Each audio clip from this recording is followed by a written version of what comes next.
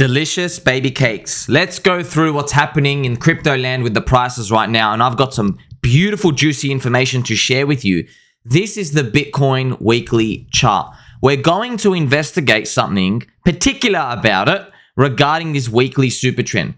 But first, as we discover different secrets that are unlocked in the past of it, I want to speak about what other influencers are looking at instead. And some influencers out there I've seen, for example, Steve, is using the Pi cycle bottom indicator. The Pi cycle bottom indicator became a bit famous because it predicted the exact high. But what people don't know is it gets edited. When I found this out, I knew something is wrong with this picture. It's crazy, right? They actually manually toggle the moving average to fit the picture. They basically backfit it. And it's very fascinating to me why people did not disregard this straight away. But it is what it is. It's the only indicator that works. It's the only people that was useful to actually predict the top in the last cycle. But what's interesting is, if you have a look down here, it predicted the low in July 2022. That was not the low. Sure, we had some sort of double bottom, but you look at the chart, hey, we still went lower. So these things can be wrong. What's something I want to bring to your attention is, throughout history, whenever Bitcoin goes below this moving average, it goes down to the bottom one every single time if it closes the week. So right now, this price is around 26,200. It needs to go back above 27,800. But don't get too scared, because I'm going to share with you when this indicator gets it wrong as well. So technically, if you go off the past, yeah, it goes back and it hits this bottom. And this price for Bitcoin is 17,700. You can even see in the previous cycle, it closed here. It closed a week under that little moving average, the faster one. And then we went down and we hit the big one. This was in the zombie virus. Very interesting, right? It's happened many times before. It's happened here in the previous cycle. It's even happened back here. And look, it never went below and closed the week below. But these early data, it's not that useful. You want to know something interesting as well? When we go back and we look at it, I'm looking at this early cycle for 2012. We never went back down and hit this lower moving average. So that's another example I've shared with you where it doesn't always have to happen. So you can look at the odds, but I don't like these, friends. You know why? Because these are just random lines. If you've played with moving averages, people just put whatever they think it is going to fit the picture. They'll put 100 with a 200 or a 20 with a 50. It doesn't matter, man. All of it can be fitted depending on the market conditions that come. And what I've done now is I've changed it to a weekly chart, and I've put another popular indicator called the Gaussian indicator, the Gaussian, whatever it is. And right now it's flipped green, but see, they're just moving averages, man. It's just when the price is above a moving average for a certain number of time, that's it. It flips it green. When it's below it, it's red. There's no magic behind these. People attach a lot of magic behind these indicators. They're just the average of a price movement. Did you know that if your asset goes down for a long period of time, the moving average goes so much lower, and then you can just pop up and you go, oh, wow, look at this. We're super bullish, but not really. I mean, you just went down for a long period of time. So there's a lot of nuances when it comes to these. So it's flipped green. A lot of people are saying that the last time we flipped green and we went back into a moving average, we proceeded to crash lower. That's what they're speaking about again. And they're also using this example as well. But these moving averages, they're a reflection of the extreme price pumps Bitcoin had in the past. We're not seeing these types of pumps anymore. So you can look at these and say, okay, I can add this to the database and have a look at it, but nothing is going to compare to just preparing for what's ahead right now. And you have to prepare for a potential bull market. Like, what else are you playing for? Are you going to sit here and be scared that the things are going to go down? We can't do that. And I can give you so many examples where I can modify the charts and share with you that these models are going to get it wrong. So if we go back to my nice default chart, I like this chart because it is adaptive to the current market conditions. And what do I mean by that? Well, the super trend is based off the current range, and based off the volatility of recent Bitcoin, it's very different to how far it used to move in the past. And its volatility is getting lower and lower. But there is something cool we can look at. You see this chart, when we flipped green. So when we went 3 times the ATR above the average price and we flipped green, we came back 1, 2, and now this is the 3rd time around the 21 EMA, this golden rope. But we are now under it. And a lot of people are going crazy. They're saying, well, can we look through the past and see when we were green, what happens when we poke under that moving average? And yeah, we can have a look at all of them. So here's one scenario. It was literally the top of 2021. Here is the 2019 cycle. We poked under the 21 EMA and it proceeded to flip red. And surprise, surprise, there was worse things to come after that. But when we went under the 21 EMA back then, we were so extended on the way up that when we just came back down, see, we flipped red at this point. So is this a case of this time is different? Well, the volatility was just different because we had such a huge run up before. We have not had that now.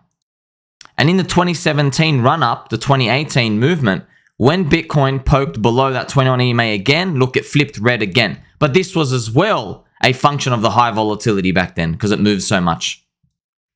And this is an interesting part of Bitcoin's history to look at. This is the Mt. Gox Ponzi cycle. What you'll notice here is we grinded along the 21 EMA, my golden rope, and then this is the Bitcoin halvening run. We popped off. Now, if you notice, you look closely, we did not poke below this 21 EMA. We never went below it. So you look at it and you say, oh my gosh, this is a unique circumstance compared to what we have. Wrong. Let me show you what was really going on. You see this bottom, friends? Bitcoin went from the bottom. Do you know how much this rally was? Look at this. It went up 212%. That is a 3x. Do you want me to show you what 212% rally would have done to our Bitcoin from FTX? 212% would have taken us all the way to 49,000. We did not get anywhere near there. So that's the case for saying that we have nothing to worry about. But you know, you can easily morph this data and make it look bad. Let me prove it to you right now. I'm going to go to the top of Bitcoin in 2013 and I'm going to go down to this period of where we think we are. You see, it is down 70%. And now I've zipped back to today. I started from the very top of Bitcoin. I've dropped it down to 70%. Look at this. That price would be 20,300. So we would say, oh no, unfortunately, we do have further to go down. But, okay, this is another crazy thing. If we were to go down there, look at this green line. We would flip the whole thing red again. You know, so you can morph this data however you want. You can use a different moving average. You can use different numbers. Like, why? I started bottom to top. Why do you start top to bottom? There's no right answer. The truth is, people see what they want to see. That's the truth. There was a time in super early Bitcoin days, 2011. I mean, do you even want to use this period? Its market cap and it was much different, much smaller, and it went up 20,000x to get here. So look, yeah, it closed below this area and then it kept popping up. But look, there's no right answer. I can spin the data however I want. So don't forget that when you listen to these other people. And an example of spinning data, right? You can look at the RSI, the daily RSI. And just so that you know, when RSI reading is down this low on the daily chart, you can see this red arrow made it nice and big for you. When it's down this long, there is a long pause. That's what Bitcoin's done. But is this time different? We never really know. Anything can happen. So whenever Bitcoin's gone down this far, a pause has happened. It takes a while to get through the whole area. I guess we're going to be here for a while.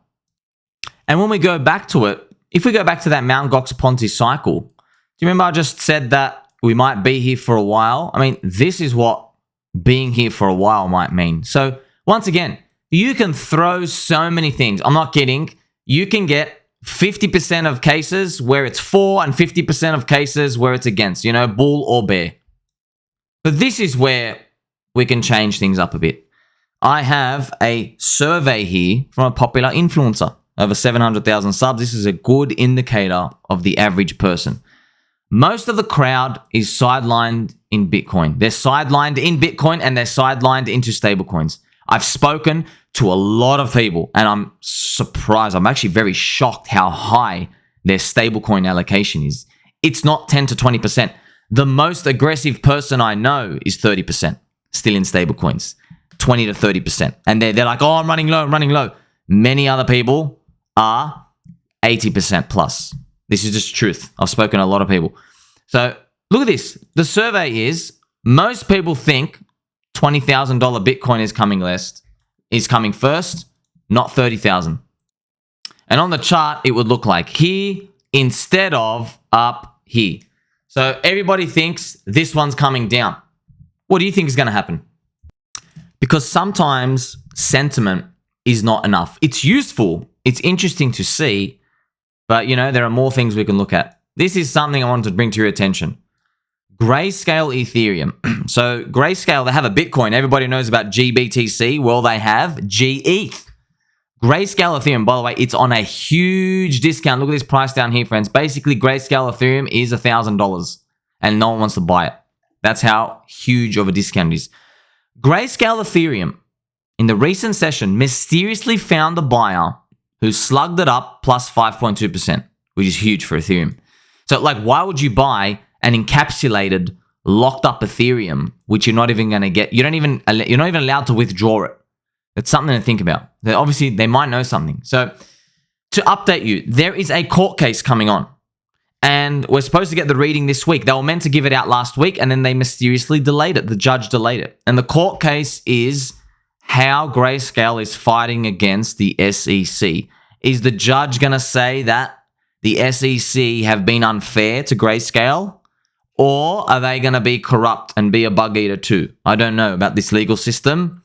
To be honest, I'd rather none of us trust it because it's always let us down. We only see disappointments in these. But it's interesting to see that somebody has been punting and buying this up beforehand. Maybe they might be speculating on this. You know, I want to think about optics. It would be very corrupt looking if it turns out they win the Grayscale court case. Because to send us down here, they threw out all those rounds of FUD. We saw it. To send us down here, to cause this red weekly candle, we saw all the bad FUD they news, the news that they released. They said Elon Musk had sold his Bitcoin. They said Evergrande going down, all these fake jizz jazz, poo-poo news, the caca. They threw that out at us.